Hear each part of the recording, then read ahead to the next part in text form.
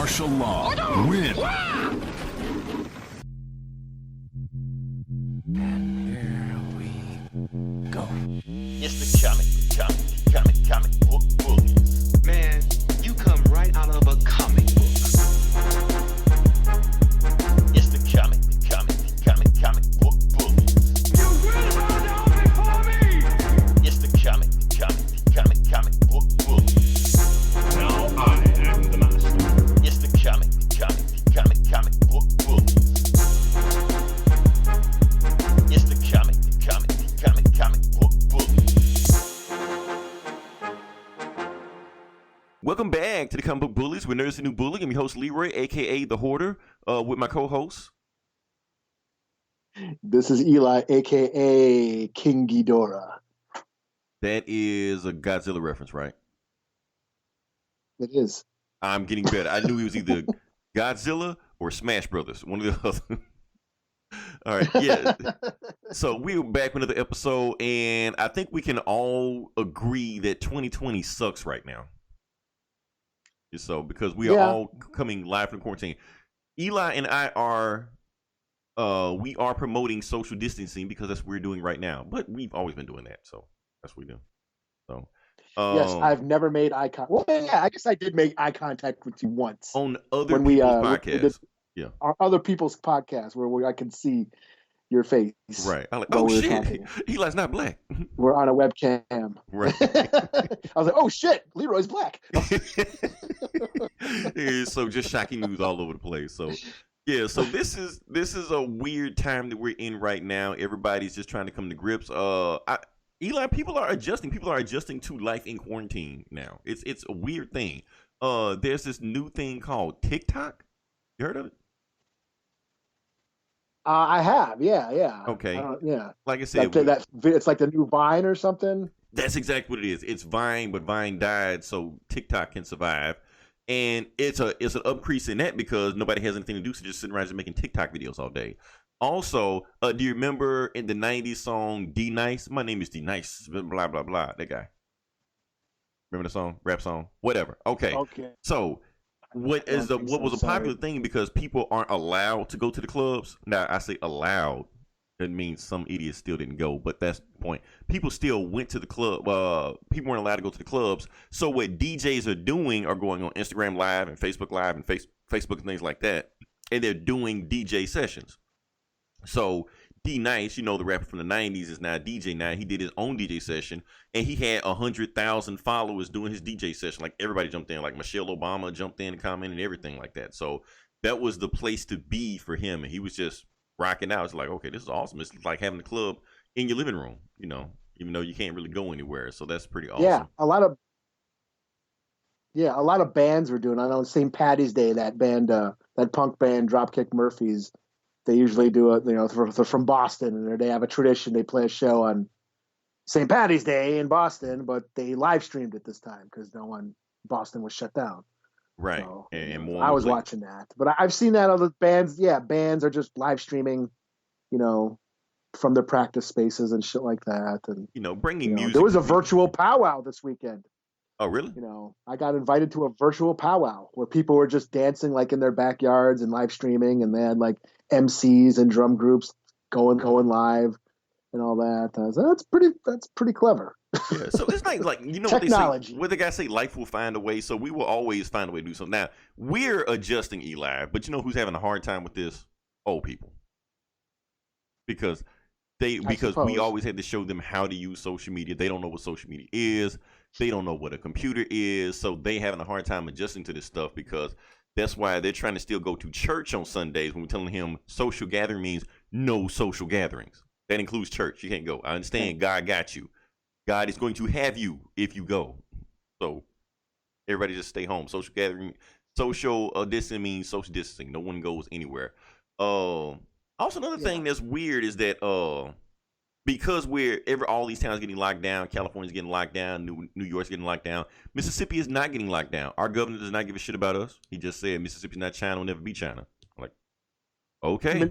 Minnesota, we're not locked down yet either. I mean, everything's closed down. Only essential businesses are open, but we haven't gone the shelter in place thing yet. Yeah. Everyone thinks it's probably coming because he's got National Guard coming in to help out with like, deliveries and shit, just jobs basically, working around. So I know they're in Georgia. But So we're not in shelter in place yet. Yeah. Yeah. So the National Guard is just coming to just help out. They're not, totalitarian rule or anything like that. They hadn't, because I know it's the apocalypse and we're supposed to. And I've been following. I mean, I like follow shit that I've been looking at what's been going on in China. Look at what's going on in Europe, and it sucks. But people are adjusting. I mean, hearing people in Germany or Spain or Italy saying, "Yeah, I mean, it kind of sucks not being able to go anywhere, but it's fine. It's not that bad." People were just don't panic. There's people who say don't panic. At first, there was like fights, for over toilet paper, but now, the supermarkets are stocked and everything's calm and and they're in full quarantine and it's Meanwhile, Eli, I haven't had water in a week because my really? supermarket is just sold out of water, so I'm like losing my fucking mind. You can't drink the water down there? I drunk it all. Down, like in the... Remember we talked about this last week? I said I. No, I mean you can't drink your tap water. Hell no! In Jackson, Mississippi, do you want me to die? Oh, I don't know, man. We get a boil water alert every other week about don't even bathe with it. Oh man, that sucks. Yeah, so I'm trying not to die before Corona gets to me. So yeah, that's the thing about that. So I haven't had any water in a week. I'm just going crazy. I just drink anything. Just drunk chocolate milk early today, even though I never drink that shit. Just trying to do something. And the funny thing about it, like all people are getting scared of the military nowadays. I'm joking with my military friends online right now. It's on Facebook like, you guys not gonna kill us next week, are you? So we had what's that politician Marco Rubio. That's his name. Rubio. Yeah, Rubio. I think it's his name. Rubio, Mark Ruffalo. What his name is? Okay. So he Rubio, I know what you're talking about. Okay, so he made a tweet saying that, I need you guys to stop spreading rumors about martial law. Martial law is not going to happen. But the thing is, he misspelled martial in martial law. So the day in Twitter, Eminem was trending number one. Right. Because Eminem's name is Marshall Mathers, so there's all kind of memes of Eminem popping up, stuff like that. So does it mean Marshall Mathers become, and then like the store Marshalls, law. Of course, martial law on Tekken was also trending, So people just go crazy over that. So he had it. So we're I don't think martial law is going to be a thing, but at the same time, people do need to quit being idiots. We understand your spring break is canceled. Chill out. Yeah. Let's chill the fuck out, man. Right. Like I said, maybe I got an advantage. I've been cooped up since New Year's. With my bum leg, I haven't been able to go anywhere. So, it sucks. And it was getting to me. I was getting grouchy. Stir crazy. But I was also in pain too. Mm-hmm. I was in pain too. So, but you can read, watch some shit. Oh, there will be other things happening. For instance, okay, so write some shit. Yeah. So this is quarantine, right? So there's a new thing also trending. Also, Eli, quarantine and chill. Yeah. So yeah, how the baby boomers. I've seen those memes too. Yeah, how the baby boomers work. This is going to be the new baby boom. Yeah. So the what coronials or whatever. Coronials. That's wrong. Sound like time travelers or something.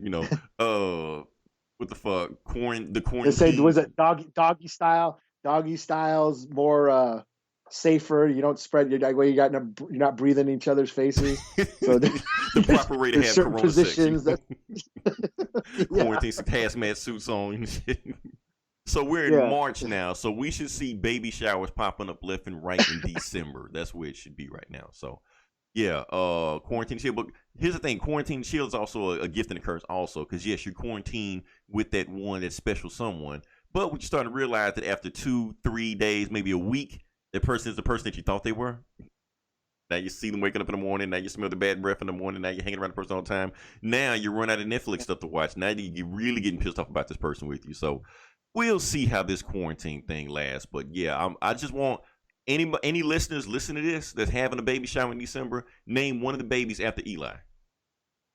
There you go. There you go. Yeah. Yeah, we need more Eli's in the world. Exactly. There's not many of us. Good Eli's. Not Eli Manning who fucked up a Super Bowl and like that. Good Eli's. Yeah. Can we get to the sad news now? Even sadder than Corona? Sure. Okay. We had a death. Yeah, that's right. Yeah, we had a death. We should have led with that. We had two. We never mentioned last week's either. Who died last week? Max von Sydow last week. Who? Max von Sydow. Oh yeah, Max von Sydow, the Ming the Merciless from Flash Gordon, and a bunch of other thousand movies also. I think he played Conan, Blofeld. The Exorcist. Yeah. Yeah. He was in a ton of stuff. Rush Hour 3 or 2. I can't remember. Yeah, Star Wars. Judge Dredd. Like I said, I just watched Judge Dredd. And like chopped his head off or something. But still, yeah, great actor. Yeah. Been playing like a million roles, shit like that. Rest in peace to him. But also, what I want to talk about was the death of Kenny Rogers, man. That was in it. Yes, a country singer. Yeah. I'm gonna talk about a country singer because the youngins don't understand, Eli, how huge Kenny Rogers was back in the 80s. He had his own chicken, his own restaurant. He did. He had his own chicken. He was a movie star. And this was back when country. Yeah. See, this is back when country was the #1 selling genre of music back then when music sold. He was the guy at the top of the list. Yeah. Even though way before hip hop was ever a thing. Before hip hop was when everything. White folks still ruled the world. I mean, white folks still rule the world. Who's the best selling hip hop artist? Eminem. But I mean, like the music, back, when Bruce Springsteen was like, that was like, people were listening to Bruce Springsteen because that was the shit. Right. Way before, Billy Joel and way John before Will Cougar Smith. Mellencamp. All those guys. Yeah, those guys are fucking. Yeah. So Kenny Rogers was the shit, even though, like I said, Barry Gibbs wrote all his music, but he was still the shit over everything. Eli, he was getting played on black stations. That's how big Kenny Rogers was with all his music like that. So I'm just listening to Kenny Rogers. And I didn't know what he did. I'm just like, okay, he's jamming. You know the funny thing about who else was getting played on black stations? Phil Collins. Up until I was like about 8 years old, I thought Phil Collins was black. Until I saw his video, then I realized he was some, Brit, and I was like, wait, what? My whole world was shattered, Anyway, back to Kenny Rogers. He was huge, top of his game, movie star, sold chicken. He did like Colonel Sanders back then, though, and the wavy hair and shit like that. But all I'm gonna say is that Kenny Rogers was a huge thing. No one to hold him, no one to fold him. For him to check out in 2020 when it's getting as fucked up as it is right now, that's the best case of no one to fold him. So all I'm gonna say. Rest in peace, Kenny Rogers. Shoot, any more news before we go into the podcast? Even though it really ain't shit happened this week because everybody's freaking out about the apocalypse. I ordered my Mad Max leather bondage outfit from Amazon, but since Amazon's not shipping anymore, it's just stuck in the mail. So guess next week. Apocalypse. Let's move on to the box office. There is no box office because the movie shut down. There's no. But what we can talk about is that this is the first. What they say, they said this is the first time in 20-something years the box office was zero. Oh no, I didn't know that. Nobody, because everything has been shut down. I don't think it's ever been a period I know of that the box office has ever been shut down. But yeah, it's crazy. I know last week when we did it, they said it was the lowest box office gross in the last 20 years. So people blaming Bloodshot and the The Hunt for having a low box office, but it wasn't them. It was Corona. Because even Onward flopped, and that's a Pixar movie. They don't flop. I think it's already on digital. I think Onward is already on digital. And all those movies. Well, not Bloodshot yet. Yes, but, Bloodshot is. The Hunt. Yes, Bloodshot is. Bloodshot, The Hunt, Birds of Prey. By the time you hear this podcast, all of those movies will be on iTunes for purchase right now. Some other movies too that I'm forgetting about. Yeah. Invisible Man also will be on this. So all the movies that you can't see, they'll be available right now. Bad Boys 3, I think, comes out tomorrow. Today. Oh, that's right. Yeah. Yeah. So hopefully I get paid. Yeah, I didn't get my check on Saturday or Friday, so I was that was another thing that pissed me off. Damn, they fucked up my payroll and shit. Hopefully you get a check. That's the thing. I wasn't allowed to see anything. Because I shouldn't be bitching. I mean, because as of right now, I don't know if anybody. I know we're not going to turn this to CNN, or Fox, anything like that. But all those $1,000 checks we talked about last week, we were expecting, not getting. We don't know the whole. Yeah. I haven't listened to it enough to see what's going on like there.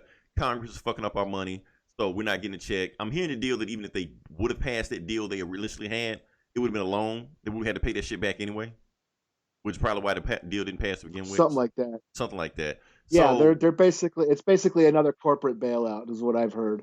basically. And they're So like, no, whatever it is, we're getting fucked up. you guys ain't. Yeah. Nothing BP is ain't free. getting a bunch of fucking welfare money to buy back their stocks. Right. No. Nothing is free. So don't get too happy about this shit, Yeah.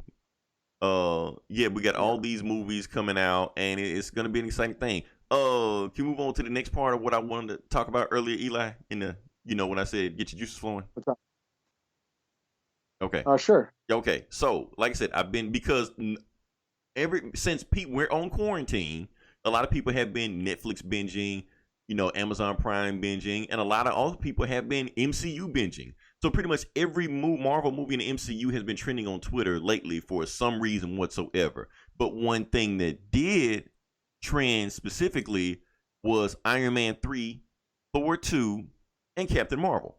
The reason is because people arguing what was the worst Marvel movie that they came out with. And so I decided to talk about that, because as long as we've been doing this podcast, Eli, we've never actually talked about the worst MCU movies. We've always talked about the best, when we like the best, but we never talked about the worst. And I know this is right up your alley, because I know you've been wanting to shit on Marvel ever since we started the podcast. So this will give you a chance. Okay. So did you get a chance to do your list, your top 5? Or worst 5? Yeah, I guess, yeah. Okay, I so didn't write them down or nothing, but I didn't got write them down like, either. We're freestyling. Yeah, we're gonna go. So we're gonna go All back and forth. Top 5. You go, I go. Blah blah blah blah blah blah. Okay. Here, let me look at my list real quick. I forgot. Okay, so I'll let you go first. First, so we're going like least. Right, least So favorite. our like number not one would be the one we hate the most. Right, the number one would be the one we hate the most. So the one we're naming now is the 5th most hated one we have. All right, I'll go with the Hulk, number 5, Incredible Hulk. That high or low? Okay.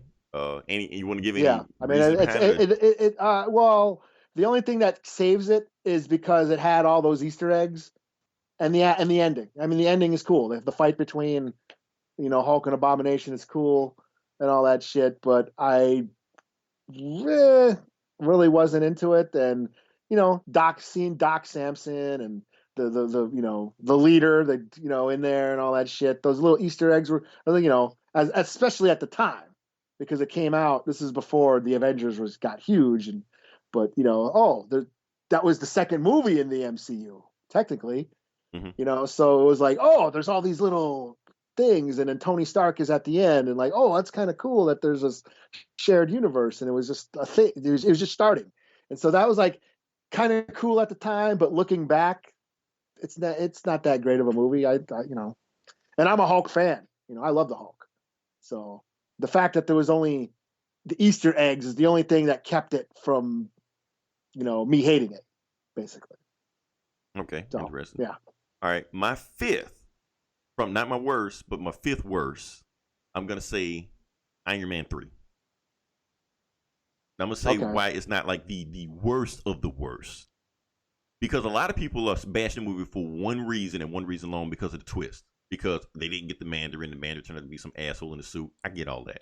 But on a technical level, it was a good movie. And the fact that Robert Downey Jr. Yeah, I don't. So I don't. Yeah, I didn't think Iron Man 3 was that bad. Yeah. Plus, the action seems actually pretty inventive. Pretty creative, especially when people got blown out of the plane, stuff like that. The Iron Lead, stuff like that. Robert Downey Jr. still Robert Downey Jr. So there was a lot of good things in that movie. People get mad over one thing about the plot twist. And I didn't even see a problem with the plot twist. I think people misunderstood what the plot twist was. The whole point was that at the beginning of the movie, Tony Stark specifically said, we create our own demons. That was the theme of the movie. So they were saying that we, in general, we always create our own demons. The Mandarin that Ben Kingsley was playing was a demon that what's-his-face asshole in a suit made. So we all create our own demons. We all want to point our fingers at the bad guy. Meanwhile, while we look and point the finger at this guy, there's people behind the scenes getting away with all kind of other bullshit that we're not paying attention to because we want to look at Bin Laden, we want to look at, Gaddafi and all these mass murder stuff like that. Meanwhile, these big corporations fucking us over left and right. They just doing it right under our nose when they're paying attention to it. That's the point the movie's trying to make. The movie had a point to it. And the movie was even trying to say that, no, he was never the Mandarin. Whatever asshole in the suit was, Seth Killian. That's his name, Seth Killian. He was the real Mandarin. And I understood what he was trying to do. Like, you're looking in the wrong direction. The real Mandarin is not the guy that you're pointing at. It's the guy behind him. Now, the problem I had with that is that it was a whitewash role. Because if you're having a white dude play the Mandarin, it's whitewashing. So if you're going to do that whole thing, stuff like that, I don't mind Ben Kingsley doing the thing he's going to do, but if you're going to do that, make the guy Asian. You could have had the same role, made him Asian. But as you had it now, you had a whitewash man. And their excuse for why they didn't cast an Asian is bullshit. Like, oh, we didn't want to have a stereotypical, cartoony Asian in this role. I was like, well, you didn't have to. You could have got an Asian to play him, not. Like, what did you have? Were you going to have him going ching chong and shit? Right. No, an Asian actor would not do that. Right. Just update the role. That's all you got to do. You don't have to have, see my power. You don't have to do that in there. Just update the role.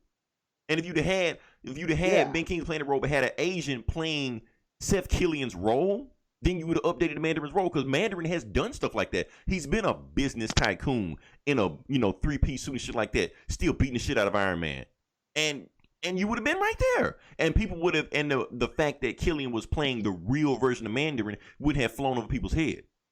Because most people don't completely miss that because he specifically says in the movie, you're looking at me the whole time, I am the Mandarin. That is a direct quote. People completely miss that. Anyway, fifth worst movie. I went on too long about Iron Man 3. What's your 4? My 4th, Ant-Man and the Wasp. What? Somebody, you know what? They kept popping. I kept seeing that reoccurring also. But give me some feedback on that. I'm just not into the Ant-Man movies. I mean, I really don't give a shit about Ant-Man. In my opinion, I always consider the Ant-Man's like the middle movies. Not the best, not the worst, but in the middle. But you're saying, no, they're not even middle. They're, boom, down here. That's one. No, that was the second one I didn't see. Oh, wait, did I? Yeah, I think it was like, there's only 2 MCU movies I didn't see in the theater. Yeah. And that was one of them. That was one of the ones The movie sucked so bad you don't even remember which one it was. Like, whichever one I didn't see, that piece of shit. That one. Yeah. Okay. Yeah. Okay. Yeah. So, yeah. And I mean, it's okay. And it's not like it's a bad movie. Yeah. And, I'm just not into it. I just don't care, and he's not that cool of a character, to where he never was. He, like I said, he got applause over Spider-Man, and I, like, what the fuck, like, so yeah, I just not into it. It's just, I guess it's a personal preference. I'm just not into the. I mean, it ain't even that funny. And I get, these are going to be the comedies, and I like go, that's about it all. It's not ha funny. Yeah, but you're not alone. It's amusing. You're not alone because I kept seeing that movie kept reoccurring also. So I was like, okay, there's something that Ant-Man watched. Yeah, I enjoyed it for what it was. It didn't blow my socks off. I was like, it's the middle ground. Number 4. Okay, you need Ant-Man. Well, I'm gonna name Thor: The Dark World. Thor: The Dark World is not the worst Marvel movie to me. I felt like there was some fun to have in it. You had Tom Hiddleston, who I felt killed the role in that one. Even Chris Hemsworth had some good scenes in it to begin with. Yes, they had a complete shit villain. Action scenes were kind of meh. Natalie Portman, you can tell she does not want to be in these fucking movies. He completely checks out. The movie tried to be funny like Thor Ragnarok, but completely missed the mark on it also. And the cinematography just looked lame. It looked like TV showish. That's what it looked like, But I still had fun with the movie. That's all. So it's not the worst. If Thor Dark World comes on right now, I'll watch it. And plus, Endgame actually hypes the movie up a little bit more because it's essential to the Endgame plot. So, all right, but I'll let you go for number 3.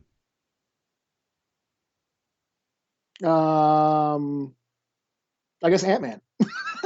What the fuck, man? Did Paul Rudd like kill your dog or something? Like I said, It's just sister I mean, pregnant or some shit. I mean, what the fuck? it's just not. They're not, like I said, they're not that bad. I mean, there's nothing wrong with them. I mean, they're entertaining. They're Like, totally serviceable.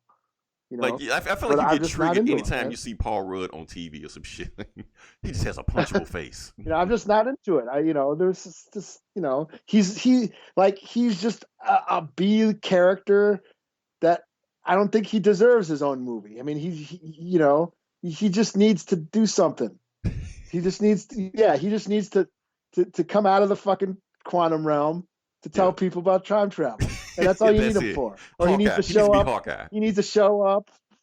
Yeah, he just needs to show up and, to pull the building off somebody, become Giant Man, and bring them out so other cooler heroes can kick ass. He's had some moments like. Yeah, remind us not to do a full show about Ant-Man 3 when it comes out. Then I can see what your reaction. Yeah, he doesn't deserve two of his own movies. Right, I give this movie 2 middle fingers up. Yeah, he's just a throwaway character who kind of helps out. He's like R2D2. Yeah. R2 doesn't get his own movie. But they gave this motherfucker 2. They gave him 2 of his own. Giving him movies. 3. He get another one. Movies. Shit. The power Paul and all his best moments are in other people's movies, like Civil War. Getting shot off the arrow and then going into fucking Iron Man suit and fucking with Iron Man. I mean that he works in spurts. That's all his him. Yeah. Him becoming a baby or whatever and all that shit, in Endgame. Yeah. His best moments in other people's movies. His movies are just I understand why he's there, but I'm just like, they have to fill out the roster. His movies are okay. Yeah.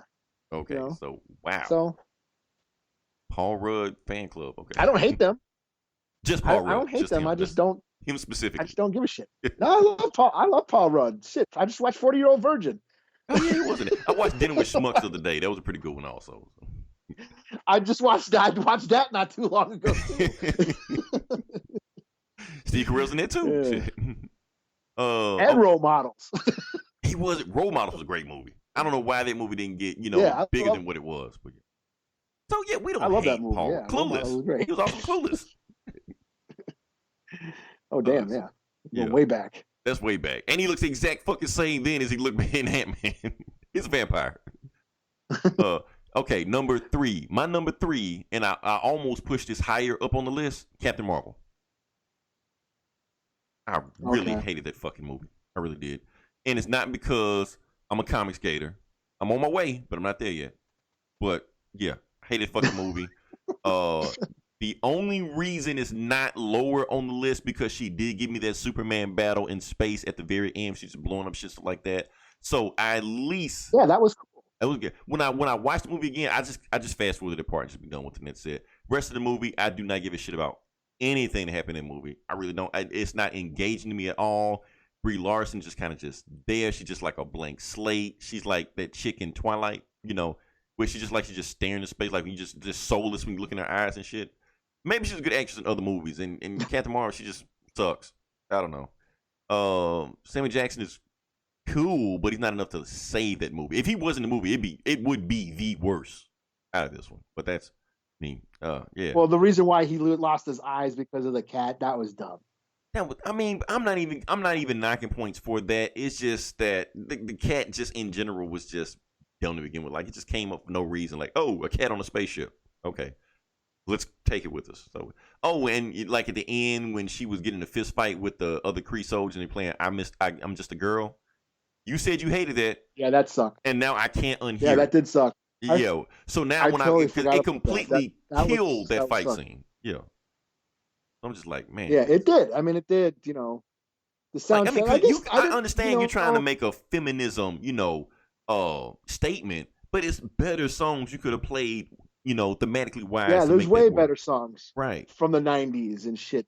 That whole Riot Girl movement that was going on at the time. There's Right. so many fucking girl punk bands that they could have used. And notice that the movies we're naming the are worst from song. Yeah. right. And notice that the further we go Yeah. down, the movies we're naming are from shit directors. Like we don't even know who directed Captain Marvel. We don't know who directed Thor 2. They're just shit movies, just like whatever. So, all right, what's number 2? Yeah. Okay. What am I at? Oh, see, I've only seen Captain Marvel the one time in the theater. I haven't seen it since. I remember enjoying it in the, Did when you? I did see it. Okay. But I thought it was all right. I mean, especially when she did the Superman shit at the end. I thought that was cool. I didn't mind it. I mean, I didn't think it was great, but I didn't like hate it or anything. And so I guess I don't care enough about it to hate it. I guess that's But why it's Paul not on my Rudd, list. you do. I suppose I could have put it on my list. But yeah, I just didn't care. I just don't really give a shit about Ant-Man. But I guess my number 2 would be Thor: The Dark World. Oh, wow, it's high up on the list. Okay. Just because, yeah, and that was probably because, and that was another one I didn't see in the theater, because like I said, I thought they peaked with Avengers. The MCU peaked, and then you had Iron Man 3, or what came out? Was it Iron Man 3 that Iron came Man out 3, first? yep. And After then Avengers? Thor: Dark World, yeah. And then Thor: Dark World. So I saw Iron Man 3, and I enjoyed it. I thought it was cool, but I thought, okay, it's all down here from here. You know what I mean? They're not gonna. There's no way they're gonna top Avengers, the Avengers movie. So when I saw Iron Man 3, I'm like, it's okay. And so by the time Thor 2 came out, first of all, I didn't give a shit about Thor, and second of all, I was like, well, I ain't gonna blow money on seeing a mediocre movie, and these movies aren't gonna, be that great anyway. So I did not see Thor: The Dark World in the theater, And then lo and behold, like the next one was fucking Guardians of the Galaxy. Winter Soldier. Oh yeah, And then Guardians of the Galaxy. and they were They're like a month. yeah, they're like, between each other, okay, some now shit, the yeah. MCU's back. Yeah, so then the MCU was like, damn, they're still making good movies. But the Thor: The Dark World, I just didn't care, and just, it's a whatever movie about whatever. I'm still mad at I think I only Outgross Man watched it Steel. one time. I'm still mad at Outgross Man Steel. Did it? Yeah. I just didn't. Yeah, I'm not a Thor fan. I didn't care. I don't remember much of it, and yeah, so it's just a forgettable movie for me. I don't really care. At least it's lower than Ant-Man. So okay. Number 2. It is lower than that. Number 2. My second least favorite is Thor, the first one. That was a bad movie, man. Okay. I don't care what anybody says it's a bad movie. I think people give it a pass because it could have been worse. You were making a movie about a magic space Viking with a magic hammer. So it could have been way worse than what it was. But as just a movie, it's pretty bad. It was just like why? Because most of the time he was just on Earth, no powers, just palling around with Natalie Portman, who, like I said, does not want to be there. With Kat Dennings, who just, why is she there? And they were just road tripping just the whole time, not doing shit. Then they just passing time. End of the movie, they go back to Asgard and they fight again, and that's the movie. That's it. It was Masters of the Universe remake. That's all it was. So I'm like, why should I get that movie a pass? It was just like, it's cool. Just watch it so we can move on and just get to the Avengers just to explain who this guy is. But than that, it was not a good movie. Like, I recommend watch the movie again, or I recommend not watch the movie again, to be honest with you. So yeah, I'll let you. So what's your number 1? Well, no, man, I disagree. What? Okay. Yes, I actually liked the first Thor movie. Really? That was like really low. I do. That was like really low. I on the really list. actually don't mind it. First of all, again, I'm not a Thor fan, so and this is still before the MCU got really serious. You could still see that they were having fun. It's a comic book movie. We're gonna have fun with it, and and I still remember it being such a breath of fresh air after the Nolan trilogy. Because after the Nolan trilogy came out, then all of a sudden everybody had to be dark and brooding and all that shit.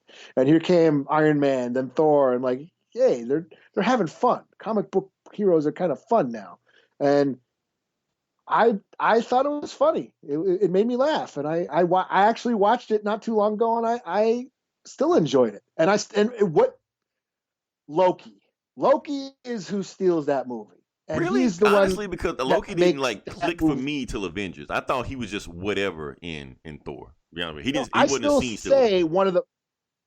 I still say one of the best scenes in all the MCU movies is when Loki confronts Odin You know? Oh no, it's not about that his scene. lineage. Oh yeah, when he holds the thing and Yeah, he turns blue and shit. Yeah. Okay. you Good scene. know, I give you yeah, that. and Good he's scene. like, yeah, that's pure Shakespeare. He's like, now I know why you favored Thor, because you would never have a frost giant on the throne of Asgard. I mean, that's like, damn, you know. Some good acting scene. I mean, Anthony that was, Hopkins, is gonna kill it. So yeah, I mean that just because of that, Loki elevates that movie, and that scene, that was the first inklings of, wow, they're really humanitizing these characters, you know. And that's what Marvel has continued, still continues to do well, is making you give a shit about the characters. Yeah, Loki stole that movie from me.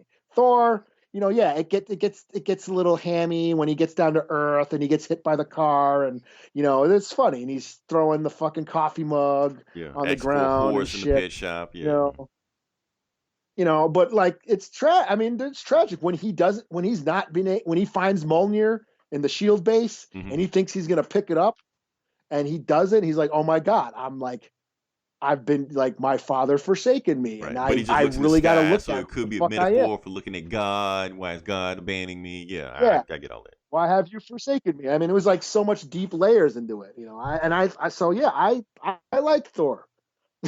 Nope, still there. You know what? Hawkeye's in the movie and nobody even cares. It didn't make my list. Thor didn't make my list. Thor 2 did, but Just say it, like Thor. I'd rather sit through Dark World than the first Thor. Like that is definitely a worse movie than Dark World. At least Dark World is some fun I parts. should probably watch Dark World again. Yeah. Maybe it's not as bad as I remember, but I still remember it being pretty bad. Just say, all right. And number one, what is Don't both of our list. So the worst Marvel movie? Mine, for me? Yep. Iron Man 2. What? I did not like that movie at all. Oh. And whenever I tried rewatching it multiple times, I was like, I still don't care. Sure, seeing Black Widow running around in her fucking stripper suit is cool, but I didn't care. Like, the thing is, Iron Man, the first Iron Man was so fucking awesome. And the second one just wasn't. And it was such a disappointment. I remember seeing it in the theater and just like so excited and like, damn, this movie kind of sucked. And I still think it kind of, so I try watching it over and I'm just like, I don't care. I agree. It's not Iron Man 1. It's not. But I think if we didn't compare to Iron Man 1, it still has some good parts in that movie to begin with. Justin Hammer's still a fun part in it. Robert Downey Jr. still Robert Downey Jr. up. So I'm still loving that when he's all over the scene. Yeah. Don Cheadle is better than Terrence Howard. I'm sorry, as Roy Machine or as Rhodey. He brought more to the role. He actually looked like the military. Fine, the ending battle cool and shit. Now there was some lulls in there also, but overall I can deal with it. Like I said, not the best movie. It's not Marvel's shining, pyramid and thing like that. But the worst movie, worse than Ant-Man? I don't know, Eli. I straight up don't like Iron Man 2. The worst movie. Okay. That's one I hate. I remember coming out of the theater like, fuck that. Like, I almost didn't see Captain America or whatever came out afterwards. Yeah. Because of that. Until someone said, no, it's really good. You should go see it. Hell, I think like, Thor really? came after that. Okay. Whatever came out afterwards, they're like, yeah, you should go check it out. Because I remember not even wanting to see Thor. Yeah. Like, So Thor was your palate cleanser? Okay. Okay. Yeah. I was like, wow, that was kind of fun. And then Captain America came out and they're like, yeah, it's pretty good. I'm like, oh, no shit. Okay, well, I kind of like, yeah. All right, I'll check out the Avengers. They're going to make the Avengers, right? Yeah, I'll check that out. I remember that time, the old days. Damn, I'm old. Way back in 2012. Yeah. All right. So my number one or least favorite comic book, Marvel movie is, without a doubt, by far, without question, The Incredible Hulk. I don't understand how anybody has a different opinion than that. It is easily the worst Marvel movie. Matter of fact, I think it's the closest because I know you saying all these movies sucked on your list. Me personally, I don't think Marvel has made a bad movie, but the closest they've made to a bad movie is Incredible Hulk. It feels like those 2000s movies. I think it's only slightly better than the Ang Lee movie, if that. To be honest with you, because I didn't like Ed Yeah, I Norton. mean, it's not that it isn't. It isn't that good. It's not, and like I said, the only reason it's so higher on my list is because of the Easter eggs, of the little the comic book references. And Oh yeah, Super it made Soldier me as a comic book fan. Shield. Ooh, that's the leader. Ooh, that's Doc Samson. Ooh, you know what I mean? Yeah, Abomination, and that's kind of cool. But yeah, other than that, I'm a Hulk fan, and I didn't like it. Right. It's just like I didn't know what the movie was trying to do. I don't think the movie knew what it was trying to do. It was just like paint by numbers. Let's play it safe. Let's not go too deep to the psyche of Hulk because we did that shit with the Ang Lee movie. People hated that, so let's just play straightforward. I will say this: the Abomination was fun. Matter of fact, what was it? Tim Roth? Yeah.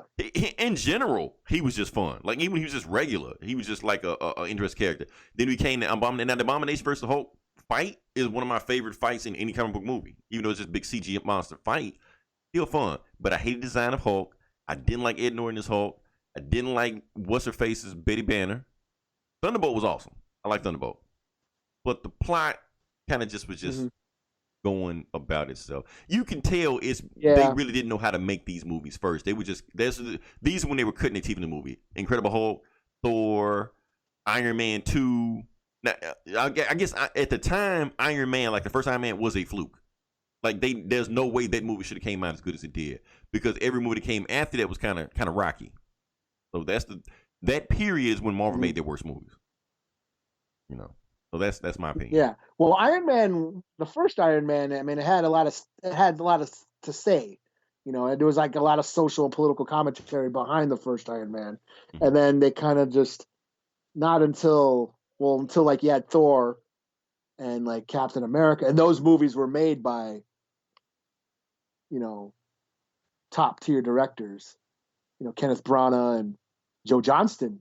Yep, Rocketeer. The first Captain America.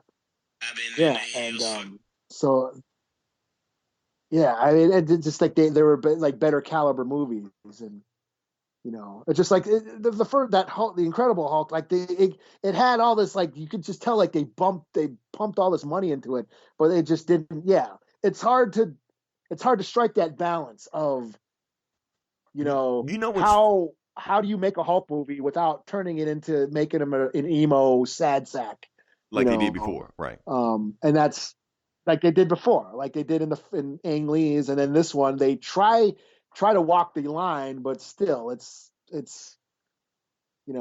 he's in Brazil because they could have did so much in Brazil, and I mean they were in the favela, they had this awesome location, and they didn't really do anything, and then they have a helicopter fight on a college campus, like really, right? Then you really can't do anything, and just like I don't know, it's like I said, another shit director we don't know about, so. I don't know. They didn't know what to do. And what's funny? I think that Marvel was expecting the Hulk to be the bigger movie than Iron Man. That's why they had those Easter eggs in there, like the leader and Captain America, Super Soldier, and Shield in the background, stuff like that. Meanwhile, when you watch Iron Man, there really were no Easter eggs in Iron Man. So I think they were banking, and I think that's why Iron Man came out before the Incredible Hulk, because they were thinking like, okay, Iron Man's going to be this movie, but we really put all the chips on the table in the Hulk, because there was actually a deleted scene with Captain America, but like when you watch the Blu-ray, it's there, man. The scene we talking about, I put a bullet in my mouth and spit it out. That scene is in there, and that's actually the scene where he turns to the Hulk. Really? Yeah, he smashes the ice because he's in like the Arctic or something like that. He smashed the ice, and when the ice breaks, you can see Captain America's body coming away from it. They're trying to explain that, but they cut that scene from it. So they were explaining all the Easter eggs in in Incredible Hulk, but it didn't hit like Iron Man did. Iron Man was the breakout hit. So, who knows? It happens. So yeah, that's it. I'm glad we finally got that out of our system. We all talk about the best movies, talk about the worst movies. I did not know you hated Paul Rudd that much, but hopefully he didn't listen to this podcast. I don't hate Paul Rudd. I just don't like Ant-Man movies. Oh man. Can we talk about comics now? Well, the behind the scenes stuff of the Sure. comics, yeah, this stuff we don't do. This is Sure. stuff we stay away from. But this is kind of like actually a big deal that I think we need to address because I think we're gonna have Oh, we're not reviewing shit. Okay. eventually we'll get I there. know So what you're normal listeners, don't cut it off just yet. This is interesting before we get to the comic book podcast. We usually cut the shit off, But this is interesting. So, like I said, with all this coronavirus shit going on right there, businesses, brick and mortar stores are feeling the effects right now, especially every local comic book store on the market right now because they can't get their books. So what's happening right now, the guy's name is Steve Geppi. Steve Geppi is the head of Diamond Distribution. Now, the thing is with comics, they don't have a lot of distribution centers. They have one, and it's Diamond Distribution, and it's a monopoly. So they are solely responsible for shipping every single comic to every single local comic book store. And if they stop doing it, there are no comics going to comic stores. That's period. Just stop. That's it. And because of the coronavirus, that's what they did. They stopped shipping. So at least for this week, there are no new comics coming to any local comic store. So you can't find a printed comic book anywhere. People are freaking out. People are saying, oh, what's going to happen? When am I going to get any new comics? What am I going to do? Well, Eli, we know what to do. We don't have these problems. We're just going to go on Comixology and just go digital. Because now, do you think that's kind of Pretty fucked much up? that's what I had to do. I mean, yeah, because we're kind of forced to. Like I said, you have comic shops in your area, but it's kind of hard to. So digital, you just a click away from getting the new books. So here's the thing: do you think, out of respect for Diamond stopping distribution to local comic stores, should Marvel and DC and everybody else not publish digital next week? I mean, out of respect or out of whatever, or should they push it and go forward with the digital? Not publish digital? Not publish, but push it. I mean, whatever you call digital, like don't put the digital books out.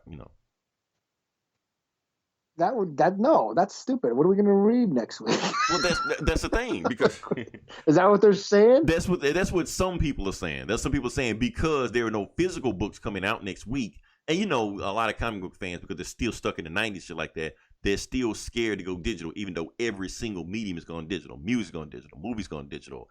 But comic books, they still feel like they can't go digital. They still feel like, Red Hood and the Outlaws number 15 is going to be worth more than 15 cents 5 years down the road, which it won't be. It's going to lose value over it because the ugly truth is that the paper that these comics are printed on isn't worth a damn, and it loses money as it further goes along. So, yeah, you can collect these books, but if you're collecting it for monetary value, you're wasting your fucking time. There is no money in it. Even thinking that shit is what killed comics in the 90s. So people are still scared to go the digital route, even though it's just a click away from just having a book in your hand or on your computer or on your tablet or anything like that right now. So a lot of the comic book fans are saying that they should not put out the digital books next week because that'll be the only way you'll be able to get the comics. They feel like they should be, stand in solid areas or some shit like that. I'm like, no, fuck that. Put the books out right now. All you guys are doing are delaying the inevitable. Yes, we understand that local comic book shops and are what and then not giving money to the creators because you have to buy shit off of Comixology. Right. I mean, right. You have to buy shit. Yeah. We pay for those. Right. Yeah. So you could they could not get a damn dime or put it out and let us read some shit. Right. Because we got to because everything else is shut down. You can't go to the movies. You can't go to the clubs. So shit. Why not? Read a digital comic. I know a lot of you comic fans are scared to make that jump. It's time. I mean, we understand comic book shops are hurting. But I'm gonna just say the ugly truth. The writing's on the wall. I mean, most comic book shops don't put all the eggs in the one basket of comic books anyway. Most of them do other shit. They sell vinyl collections. They sell toys. They sell Funko Pops or Magic the Gathering cards and shit like that. Video games. They put their sell all. They're kinds gaming of shit. stores. They have gaming tournaments and shit. Right. Most comic stores are like that now. Hell, mine down the street does concerts, talent shows, and shit like that. Anything to get people in the store. Mm-hmm. So that's the writings on the wall. You just can't do shit just for the comic book. I mean, just for the comic book fans because they don't buy enough of it, and plus they're having a hard time of getting the younger fans into this shit because what do? They want to play video games. They want to watch anime and shit like that. They don't give a fuck what's going on with New Warriors, with Safe Space and Screenshot and whoever the fuck else out there, which we will talk about on another episode. Not this one. So, because that's a whole nother topic right there. So that's my thing right there. So, I mean, the writing on the wall, Corona is going to claim a lot of casualties. The comic book industry is going to be one of them. Because a lot of stores that can't close right now because they're barely hanging on for the. Every brick and mortar store right now is hanging on by a thread right now. That's why they have a hard time closing. And comic book stores are not immune to it. So we need to embrace the future. You guys, next week, if you want to know what's happening next comic book, go digital, because I'm going to post all this shit online and spoil everything if you don't. Call me an asshole. I don't care. Let me see if we move on to the video game section. Yeah. Sure. Okay, let's move on to the video game section. Speaking of brick and mortar, let's talk about your favorite store, Eli. GameStop. Oh, yeah? Yeah. Oh, really? Because I knew you love going there. So, yeah, so, okay, so I'm going to pull up something right now before I get started. Essential store. Yeah, so the government hasn't shut down every single business out there right now. There are some brick and mortar stores that have been still open. Of course, they call them essential stores. So, you know, grocery stores are still open. Gas stations are still open. Hardware stores, restaurants are not open on the inside, but you still do the drive-thrus like that.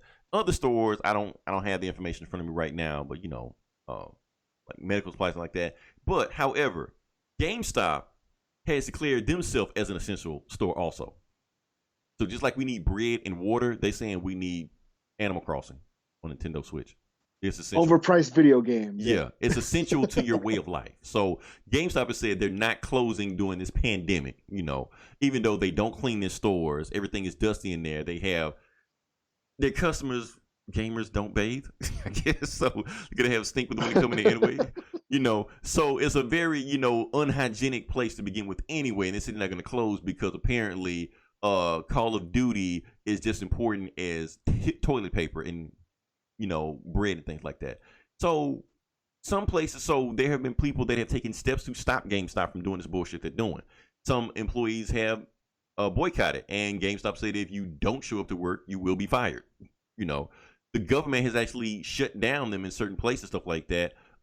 Even I think in Philadelphia, they revoked their, you know, their license or some shit. Like, you just can't sell. They made them shut down.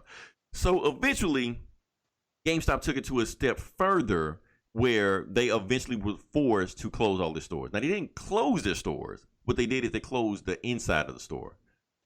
They are letting employees off. Now, whether or not they're paying employees, I don't know. Hopefully they are. They're only letting the managers work, and you pretty much have to get your games curbside. Now, you want to talk about a shit company? That's GameStop. That's a company I'll be glad when they go under, because they're completely wrong in everything they're doing. They're price gouging. They don't give you money for your stuff. They will sell you new product that's really used. You know, they do all kind of fucked up shit. They, you know, probably pressure the membership. They're shitty to their employees. You know, so that's a place they need to go under, because basically when these new systems come out, people are embracing digital in video games. Not like comics where, you know, these 40-year-olds are stuck in the 90s. No, video games are embracing the new millennium. They're embracing the new technology. So GameStop can't do this bullshit. And the thing is, like I said, just talking about the comic book situation where, you know, there will be casualties with Corona. GameStop would be one of those casualties with Corona, because they are barely, you know, staying above water right now. And if they have to close for 2 weeks, a month, 2 months, that's going to put them under. It just is. So we're going to be living in a new, different world when the coronavirus is over with. Don't worry, we'll make it through this. You don't have to buy your Mad Max gear just yet. We'll make it through this. But this will be a changed world. 20, 30, 50 years down the road, we will remember this happening. Not because of the actual virus, but because of the economic fallout that happened from it. Especially if the government doesn't bail us out, which they know they're sitting on their money but don't want to give us. We're gonna find out that most of these most everybody can work at fucking home. Exactly. Yeah. What did they say? We're finding out that necessity is the mother of invention. All you motherfuckers are making all that money sitting in front of a fucking computer. You're useless. And you know what's fucked up is that they've been saying it for the longest. Like, people saying, like, why can't I just do this shit from home? Now all of a sudden they're saying, just do it from home. Yeah. Really fucked up, man. Well, then companies, they don't have that overhead of having people working in an office. They can save money. Yeah, you can just work from home. Exactly. You know, that saves the company money. They can reevaluate all this shit, man. Hell, And then start Amazon paying is fucking, hiring right you know, now. delivery. Yeah. Yeah. And start paying groceries and people who are keeping society together, you know, society up and running, pay those motherfuckers 6 figures a year. Right, because as of right You know what I'm now, saying? those are the people running the country. The country would fall Yeah. apart without, you know, those You know, people y'all making thought- minimum yeah. wage. Yeah, all these service jobs that everyone looked down upon, you know, barely making, you know, overworked and underpaid. Right. They're the ones keeping everything together. Right. You know. So Fucked up. All right. Yeah. Now, can we actually talk about the comic books now? Sure. Hopefully, everybody's still with us. But now we're going to actually talk about, because it's the Comic Book Bullies, where we talk about the comic books. I'm going to talk about the new comic books that came out this week. Guess what, Eli? I am not doing any X-Men this week. I'll do them Oh shit. next week if we still have books coming out this week. But what I will No do... X-Men. No X-Men, not this week. Go listen to Comic Cast. They'll do the X-Men all the time. That's Gomer's thing now. What we're going to do is talk about Batman number 91. Yep. And, okay, so we're talking about Batman 91. And basically how the book starts off is that Harley Quinn has sick bat drones because Batman has gave her control of his drone. And she's hunting down Deathstroke. Deathstroke is getting away from him, but Deathstroke is actually doing a pretty good job of, you know, dodging the drones and like that. And he's shooting them and killing the drones, stuff like that. So Batman's just like, you know what? Tell her to get back. I'm going to go take care of Slade myself. So he flies the bat plane in front of Slade. Slade, you're done. I caught you. Deathstroke's not backing down. Jumps on top of the bat plane. Tries to stab Batman with it. The Batman just takes him to the sky, shit like that. Now, the reason Batman is doing this because he's finally realized who the designer is, what the designer is, and the designer has him figured out to a T. Because Batman has realized one thing. He keeps doing this for so long, he's starting to become predictable. People are starting to realize his patterns. And it's exactly what the designer has done. So if he wants to beat the designer, he has to switch up his pattern. He has to do something different. So he takes Slade all the way to the sky in his bat plane, and he steps outside the bat plane. Slade thinking like, okay, you ready to fight? You ready to do this? And Batman's like, no, I'm not going to fight you, Slade. Look, you know me. You know why I've done this. You know my secret identity. You know that my parents died in the alley. And I've become Batman because I wanted to stop muggers that was killing people like in the alley. But at the same time, guys like you keep upping the ante. I stop a mugger. Guys like you come at me. I have to get more firepower. You get more firepower. It just keeps escalating to a point that it, you know, is destroying the city. The city doesn't even trust me anymore because they were happy when Bane took over the city. And Slade like, okay, I hear your sob story. What do you want me to do? And Batman's like, I want you to back the fuck off. Let me save the city. Let me help the people out because they don't trust me anymore. And I can't do my job with assholes like you running all over the place. And this was like, well, why you think I care? Because I know you, Slade. Like, you know me, I know you. You care. You're like, when the fuck I don't? And then he starts fighting him again. Batman, like, okay, you're not listening. He grabs him, throws him off the, with each other. They both fall off the bat plane to the ground. And they're having like real ass long conversation while they're hitting the ground and shit like that. And he just like, where's the designer? Tell me the designer before we hit the ground. Slade's like, I don't know. Stop bullshitting, Batman. You're not going to kill me. Throw your batarang out, your grappling hook. So right before we hit the ground, he's like, okay. They throws the batarang out. Throw the grappling hook out. They hit the ground. As soon as they hit the ground, they're getting ready to fight again. Like Deathstroke, all right, let's finish this. Before we can finish this, on the big screen, they see the designer. He's right there in front of them. And Deathstroke and designer is telling Deathstroke, Deathstroke, it's okay. You've played your part in the role. Your contract is terminated. And Deathstroke like, okay, what the fuck that means? Then they turn around and they see designer's henchmen. It's the base of the GCPD, but they're all jokerized, like zombies and shit like that coming at them. And Deathstroke's like, uh-oh, we got company. And Batman's like, we? Yeah, what do you think terminate your contract means? They're coming after me too. So Batman and Deathstroke have to team up to fight off, the designer's henchmen and shit like that. And Batman's like pissed. He's like, designer, show yourself. Stop playing these games. Come for me. Before he can do that, the guy standing behind designer on the big screen is the Riddler. And the Riddler's like, oh no, Batman. Not until I had my fun first. And the book ends. And some other shit happens. Harley Quinn shows up to sell books. Whatever. That's pretty much the book. Overall, I give it a 4.5 out of 5 that Batman's actually trying to do something different than we normally he would just fight Slade and that's it. But Slade is an anti-hero. He's not like a villain like the rest of these guys are. So he probably could talk Slade down. So even though Slade's not going to listen, but yeah, that's what I give it. You read the book. You like what you think about it? No, I liked it. It was cool. Yeah, there was really those moments of Batman and Deathstroke kind of like sort of almost teaming up. Mhm. The beginning with the Joker telling his version of meeting the designer, how they all the criminals went and met the designer to and we know what he said. where he asked them what they wanted. Yeah, where he wanted to asked each of them what was their ultimate job they wanted to pull off, and the Joker's like, I want to be the devil, and I killed the devil or whatever. I thought that was pretty. Because he realized what he was doing. He was like, if you give them everything they want, then it's going to put everybody in a way that you could take over the city. No, I want to be that guy. And that makes sense why the designer would try to kill him. He's like, I can't let you be me. So, yeah. Cool shit. Yeah, and Catwoman and Harley teaming up and fighting the Joker zombie cops. Yeah. I thought, I mean, this is cool. I'm digging this. I'm digging the new Batman book. And the Joker War is coming. Yeah, I think so cool. Mm-hmm. So, are you doing Unkillables? I do Unkillables. You got a bunch of other books, so you can do those books, and I do Unkillables.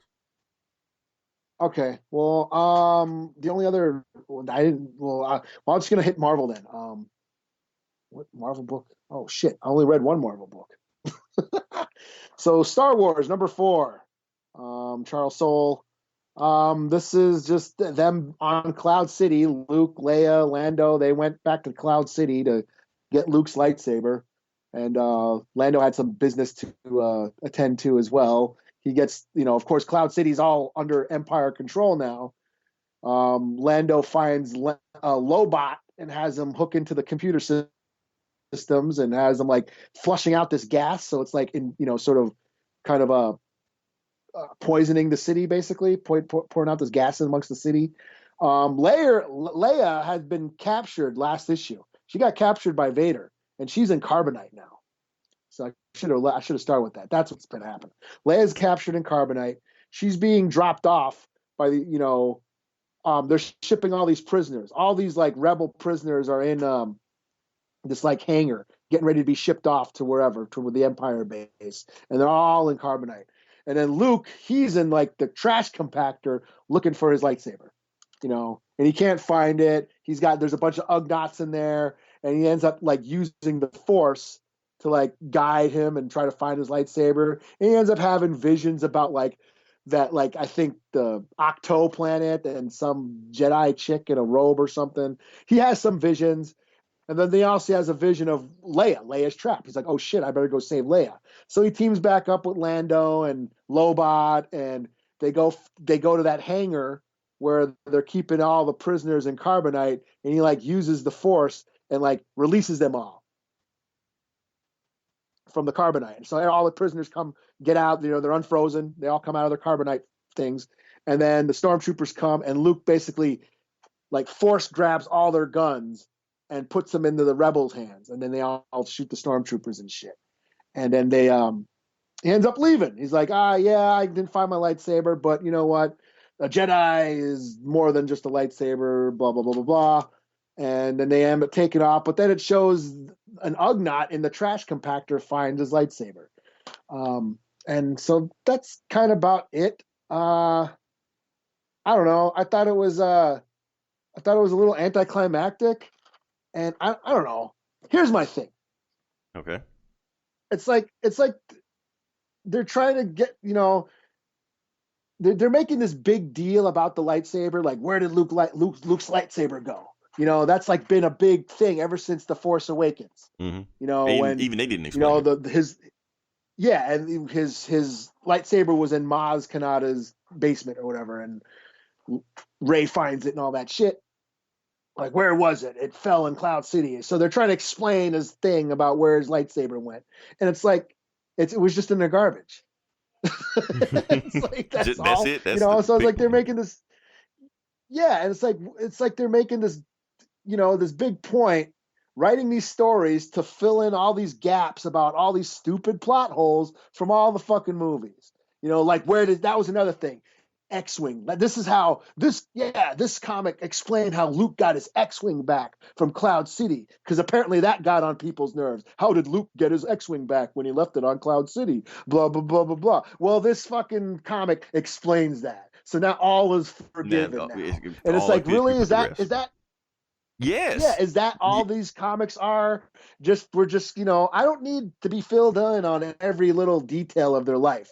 It's just stretching it too damn thin. That's what these, like, not just the comic books, but just pretty much any, source material outside of the movies have been doing, just fill in the blanks in every little thing. Because there's nothing in the first trilogy, the first three movies, that has not been over-explained, picked apart, or dissected in there in some other source material.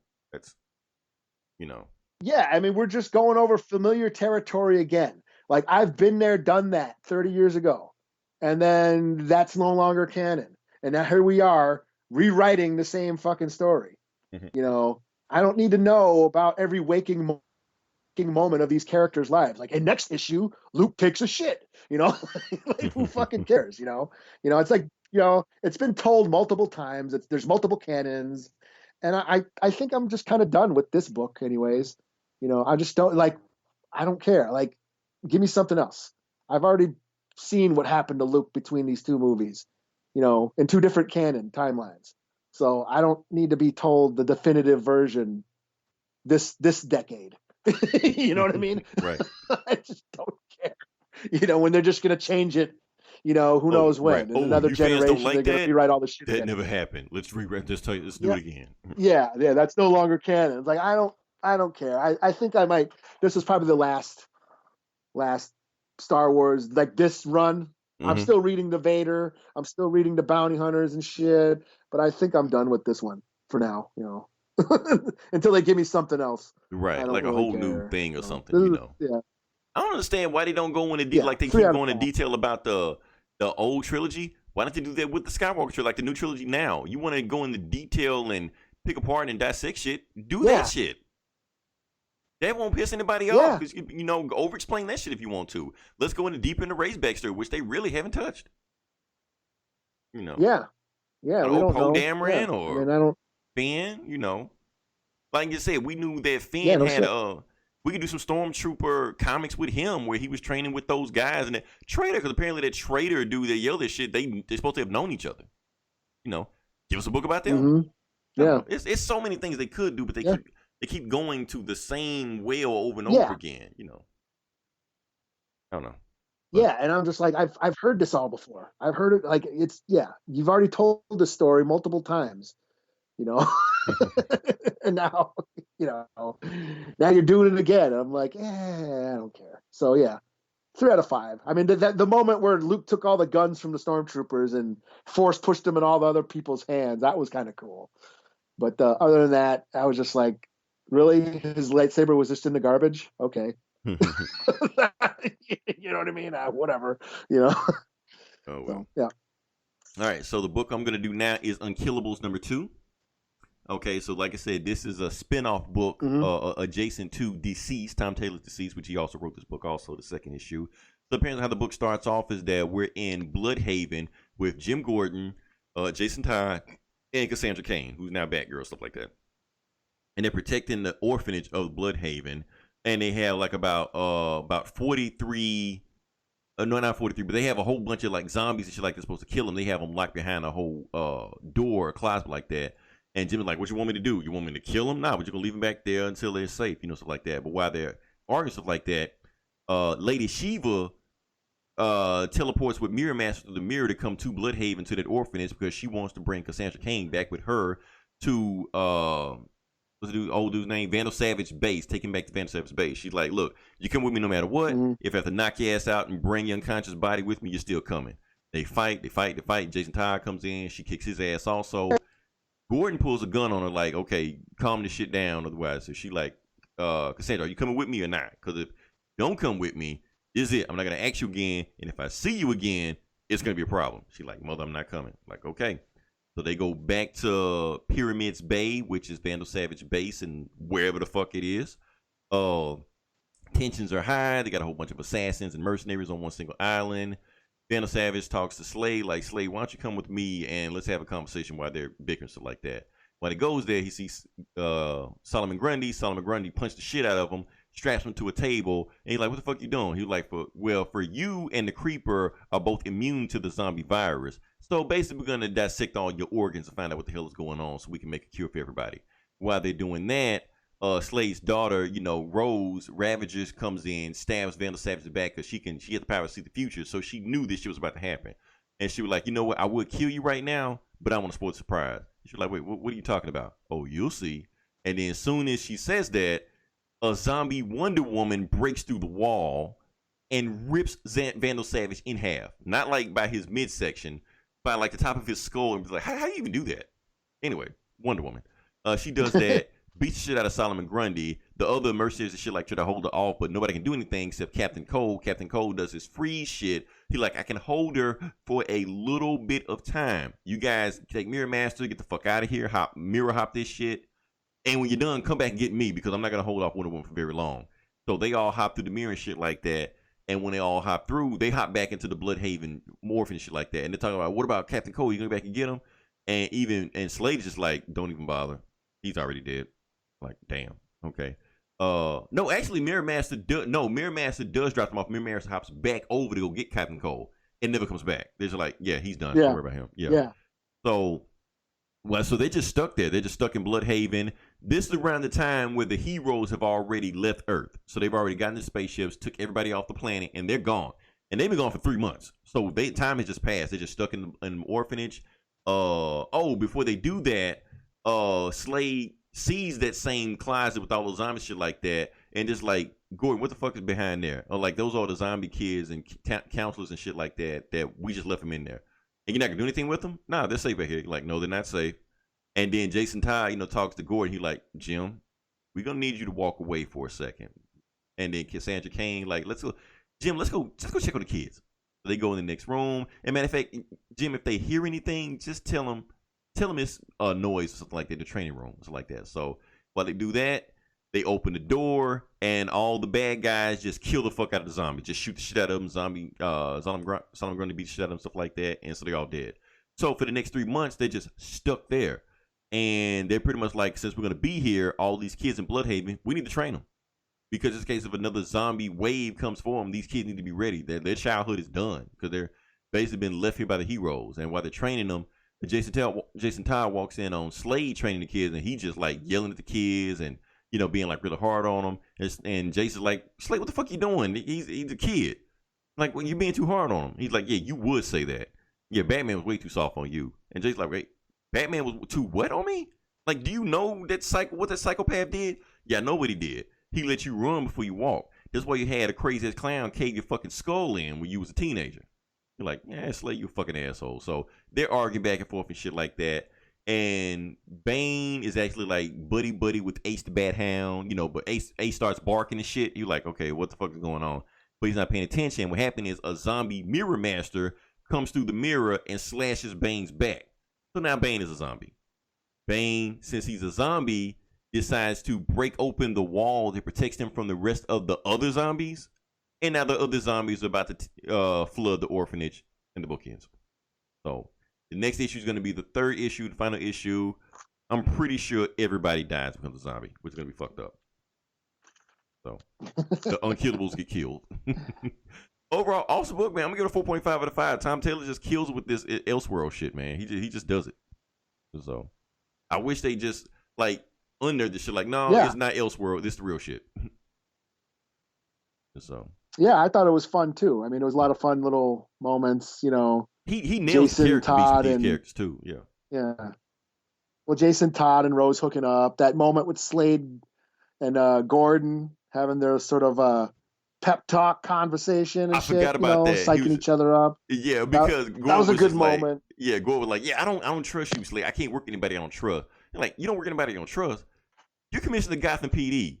You're the most crooked police department on the planet. Half of the people that work for you work for me too. I'm like, damn. Yeah. So you were the leader of the GCPD and shit. That's, But just that gym scene reminded me of Walking Dead. I think that was like a play on Walking Dead, a little So that Walking happened Dead that way, reference. like because you don't have the stomach for this. Walk out the room. Yeah. no, there was like a gym full of like zombies, and they had to clear it out, and that's where that was and from Walking Dead, he got locked in there overnight, and he killed them all. They got overrun, and they had to get out of there, and they left Tyrese in there, and then next morning they go back in, and Tyrese was the only one left. He killed all the zombies like single-handedly and shit. That was from The Walking Dead. But it was more of a playful, like, you know, and the Billy Batson was in there. Yeah, so like I recognize the kid. But, like, oh well. You know, yeah. I mean, I'm liking this better than the first DCeased arc, just because that first arc was like so epic, and you know, trying to, you know, kind of jumped off all over the place, you know, with all the, because it was dealing with all these heroes. This one is more focused on characters. It's you what you call a bottle episode. Yeah. Yeah. In one area. That's the yeah, and that's the traditional zombie story. You focus on one group of characters, you know, and you care about them, and that's kind of what this is. And this is like the anti-Walking Dead.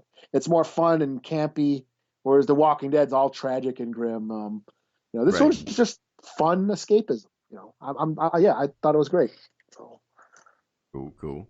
I'll let you go next. Oh, okay. Well, Bitterroot, number 7. Okay. Have you read any of these yet? Not a single one. It's on my to-do list. Oh, okay. All right.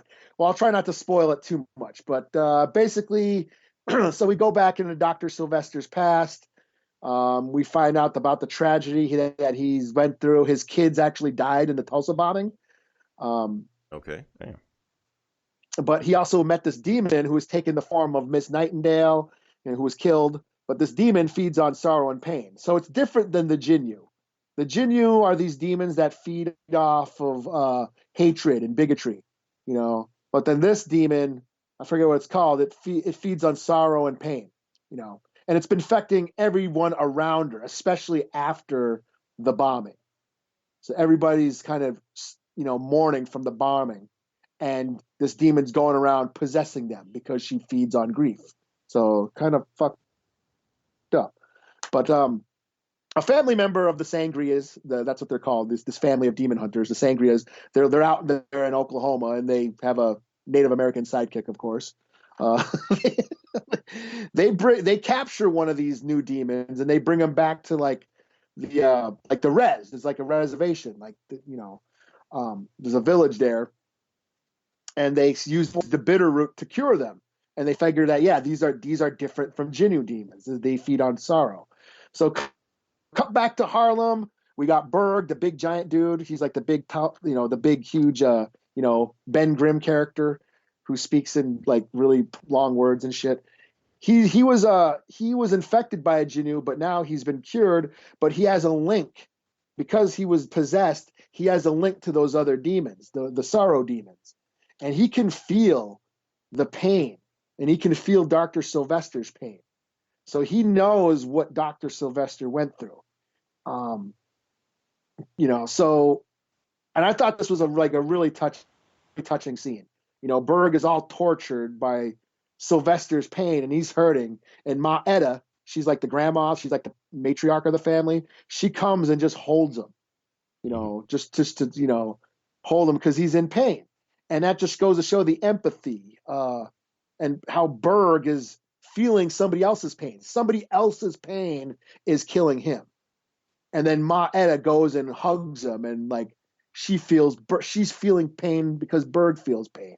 So it's just that theme of empathy, you know. You know, it was just like really touching, I thought. You know, and it points out that, you know, the rate, you know, this book is always a comment on the effects of racism, and this really points out like the racist trauma that people of color have had to endure.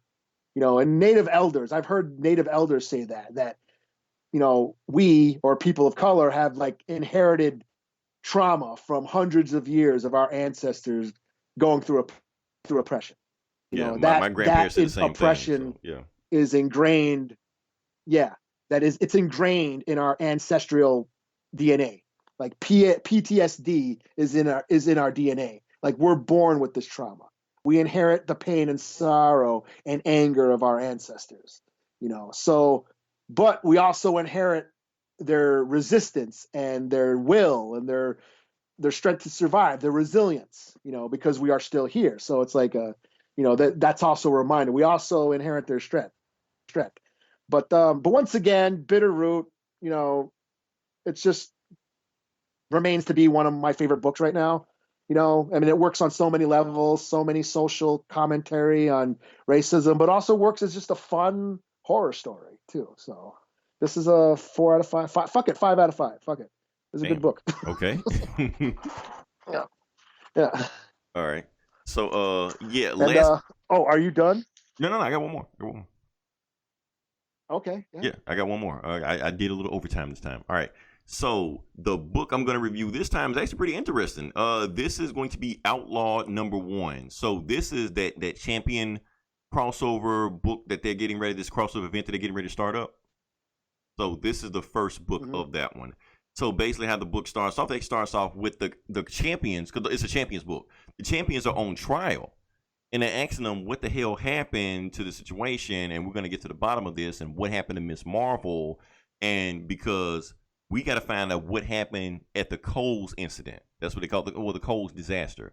And what they're talking about, the Coles disaster, is the Coles Academic High School, which is the school Kamala Khan goes to. So she goes to school, and they're going there, and the champions are undercover because they're trying to protect this student named Alana Cabal. I might be fucking the name up, but whatever. Anyway, the reason trying to protect her because she's a social influencer. And she's being hunted. They think she's being targeted by Roxxon. Because since she's a social influencer, she could convince, people to basically rise up and to reject corporations, which Roxxon didn't want a part of. So the champions are trying to make sure it didn't happen to her. And while they're watching her, and Miles kind of like got a crush on shit like that. She's like, oh, she's so amazing, stuff like that, But while they're doing that, a fucking dragon attacks the school. So apparently, doing War of the Realms, they have these Asgardian monsters, shit like that. So they're thinking Roxxon, that's how Roxxon got the hand on a dragon. So it's in a dragon to go attack them. The champions, team together and shit like that, try to fight the dragon. But they get the ass kicked. They're miscommunicating. They can't get on the same page, shit like that. So Vision is just like, fuck this. I'm going to take the monster out by myself because you guys can't get on the same page. I'm going to go take it out. So she rushes to it. She's going to do something and take the monster out. And while she's doing that, okay, so they got a dude on their team called Power Man, but he's not Luke Cage. Apparently, Iron Fist trained a black dude that has Luke Cage's strength in the ways of like his Iron Fist shit. So he's got the powers of Luke Cage and Iron Fist. So he does his Iron Fist shit and like Hadoukens a fist at her or some shit like that. Well, at the dragon. But I know it's not a Hadouken, but whatever the fuck it is. So when the Hadouken is getting ready to hit the dragon, Viv actually gets caught by the Hadouken. And she like goes fucking nuts and shit like that. And she's about to like explode the school and the town and shit like that. And she's about to go nuclear and shit.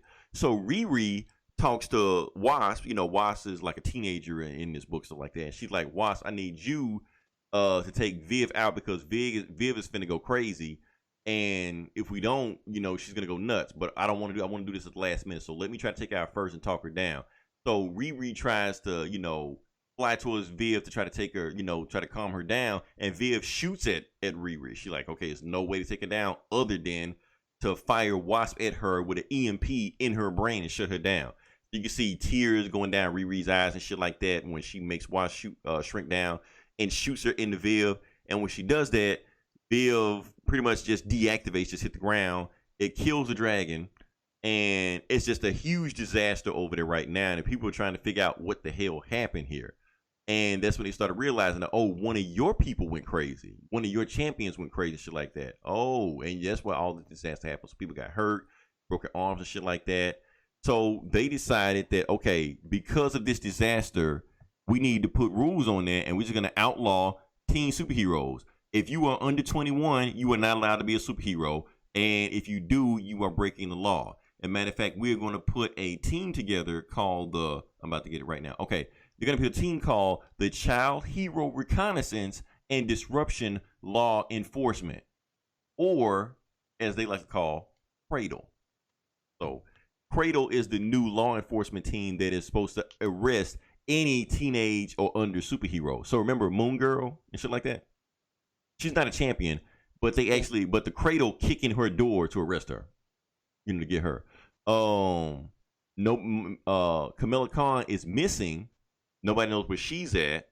And matter of fact, the Senate passes the law calling it Camilla's Law. And when we see Kamala Khan again, Miss Marvel again, she's actually hospitalized because the building that was destroyed, she was caught in it, and she got fucked up. So that's how the book ends. So basically, the teen heroes are outlawed. Miss Marvel's missing. She's comatose with her family, and yeah, that's the thing. Overall, cool story. I'm gonna give it a 4 out of 5. It was a good, strong intro. People are gonna say it's a Civil War ripoff. That's cool. Civil War is a ripoff. Civil War is actually a ripoff of an old X-Men story in the 80s when they were doing the Mutant Registration Act, where they tried to outlaw mutants back then. So Civil War just took it a step further when they do all superheroes. This taking a step further when it's outlawing teen superheroes. So every 20 years they tell the same fucking story. So don't give me that, oh, it's a Civil War ripoff. Everything is a ripoff nowadays. So I'm cool with the story. Let's see where they go from there. But yeah, that's it. All I got. I'm booked out. All right. Well, the only ones I got are these AWA books that came out this week. Is that the ice cream? I bought 3 of them. No, that's AW. AWA? No, it's AW. Oh, The root beer. Yeah. That's root beer. Yeah, AWA. It's disgusting. But okay. Damn, you don't like A&W either? What the? Hell no, man. That's disgusting, man. You don't like root beer? No, man. That's struggle food, man. No, I can't fuck that shit. Jeez, man. No, but this is like a new company, putting out like more, I guess, more harder edged books. I guess they're more obviously more violence and more, nudity and shit like that, more adult oriented stuff. I read The Resistance, which is Mike Deodato Jr. and J. Michael Straczynski's book, and it's just about this virus that swept over the world and killed everybody. Most of this issue dealt with kind of like the reaction, how the political and societal reaction to the virus. But during all that, there's some people have abilities. I don't know if this virus came from space or something, but some people have abilities. So it's more of just, this issue is just about setup and not much about character. So it was okay. I might give it another whirl. The art is awesome because it's Mike Deodato. So I might give it another whirl. The next one I read was The Hotell. I guess this is supposed to be like a Tales from the Crypt type of thing. It's this hotel where weird shit happens at, weird horror stories happen at. This one was about this pregnant woman who's on the run from her abusive husband, and she's having weird nightmares about her baby coming out of her like a demon baby or some shit. And at the end of the story, basically her demon baby her demon baby comes out, and she gives the demon baby to her husband, who shows up at the hotel. He's like, here, yeah, this is all the evil that you are. You can have him. Kind of weird, kind of strange. The only reason why I picked up that book was because it was written by, what's that dude's name? It's not loading. My internet's being slow. But the guy who wrote the Hotell book wrote a book called Sink, this indie book about this like Glasgow, Scotland's like street gangs and shit and all this. It's a really violent book. It's crazy, and it's called Sink. And it ain't on Comixology. I got it from my comic shop. So, so Comixology ain't got everything. Right. But I got the actual physical books from my comic shop. And they're just really crazy, violent street gangs and killer clowns. And yeah, it's crazy book. But that guy wrote this Hotell book. So that's the only reason why I got it. And then the last book I got was Red Border, which has to do with the Mexican border and these These two teenagers are on the run from the cartels. They cross the border, and they got the drug dealers after them. When they try to get to the border, the drug dealers are sniped out by some sniper dude in a cowboy hat. And then he's like, "Yeah, come on along with me. You can come meet my family." So I don't know if it's like some sort of Texas Chainsaw thing about to happen, but it's intriguing. And this is really bloody and violent, and there's tits and all that shit. So yeah, the art is really good too. Who wrote? Okay, now my thing's up. Who wrote this one? Oh crap! I gotta go. What's his name? Alex Alonso.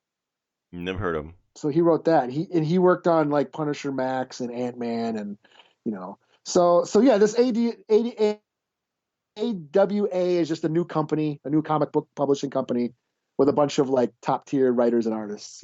Kind of like Image. They're doing their own thing now, doing their own stories they can't do that. That the big two won't let them do. So. Red Border was probably might have been my favorite one. I thought the Resistance was okay. Even though it was all just a setup, I'd like to know I might check it out just because of the art and just to find out what is that exactly happening. And then the Hotell one, I'll check that one out too, just because it's supposed to be like a different horror story every book. And then there was another one they did. It was called Archangel or something, but it looked all biblical and. I didn't care. It looked like Spawn, another war on Earth between angels and demons, in the city, so it just looked like Spawn. I was like, but yeah, I mean, it's pretty cool, something other than the big two to read. So yeah, check it out. Okay. And that's all I got. All right. So it seemed like we all booked out. Yeah, another episode. Like I said, we got a chance to really talk about everything. And if you listen this long, definitely like, share, subscribe. Hopefully no more crazier shit will happen. Hopefully we have some good news. Maybe, they'll pass that bill where they'll get our money. They've listened to Comic Cast, listen to the books that they did this week. I guess they're all going to freak out next week because everything's going digital. So maybe they'll cancel or something. I don't know. This Geeks and Comics, It's Destruction, Get Valiant. They still have not done a Bloodshot review. I am highly disappointed. I told Eric that this morning, so hopefully get on that. And yeah, we'll just see how it goes from there. So yeah, we'll see. Until then, this is Leroy. This is Eli. We'll talk to you guys next week. Same bullet time, same bullet channel. 1, 2, 3, 4. Bust it. Remix. I got them squirts for the low. Remix. I got them squirts for the low. Corona. D1. Look, where Italy at? USA at?